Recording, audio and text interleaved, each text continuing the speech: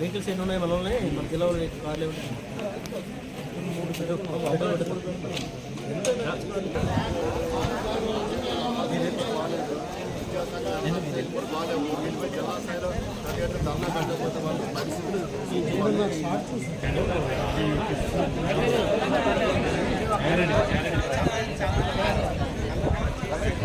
రమేష్ చంద్ర పట్నాయక్ రాష్ట్ర audit committee సభ్యులు ఈరోజు రాష్ట్ర విద్యాశాఖ అధికారులు రాష్ట్ర సమగ్ర శిక్షా అధికారులు కలిపి ప్రభుత్వ ఉపాధ్యాయులతో ఆటలాడుతూ ఉన్నారు.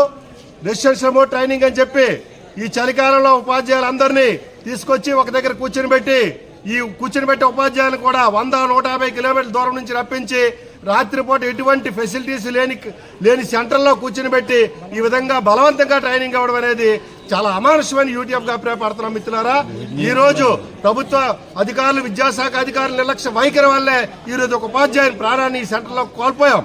ఇదే విధంగా గతంలో కూడా జరిగింది. సంఘాలుగా ఈ రాష్ట్ర విద్యాశాఖ అధికారులకు చెప్తా ఉన్నాం, మీరు రెసిడెన్షియల్ మోడ్ ట్రైనింగ్లు పెట్టకండి.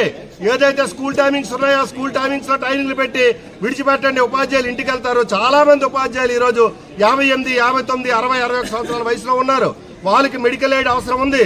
ఇలాంటి పరిస్థితుల్లో ఎటువంటి ఫెసిలిటీస్ లేనటువంటి సెంటర్లో మీరు ట్రైనింగ్లు పెట్టి ఉపాధ్యాయుల జీవితాలతో ఆడుతూ ఉన్నారు. ఈ రోజు ఈ సెంటర్లో ఒక ఉపాధ్యాయుడు చనిపోయాడు. ఇది మీరు ఆడుతున్నటువంటి ఒక ఉపాధ్యాయుడితోటో వాళ్ళ కుటుంబంతో కాదు, ఈ రాష్ట్రంలో ఉన్నటువంటి ప్రభుత్వ ఉపాధ్యాయులు అందరి జీవితాలతో కూడా మీరు ఆడుతూ ఉన్నారు. ఈ విధానాలు కానీ సరికాకపోతే భవిష్యత్తులో అన్ని సంఘాలు కలుపుకొని పెద్ద ఎత్తున రాష్ట్రంలో పోరాటం చేయడానికి యూటీఎఫ్ సిద్ధంగా ఉందని మీ ద్వారా తెలియజేస్తా ఉన్నాం. మిత్రులారా, అదేవిధంగా చనిపోయిన మిత్రుడికి మేము శ్రద్ధాంజలి ఘటిస్తూ వారి కుటుంబానికి ప్రగాఢ సానుభూతిని తెలియజేస్తా ఉన్నాం.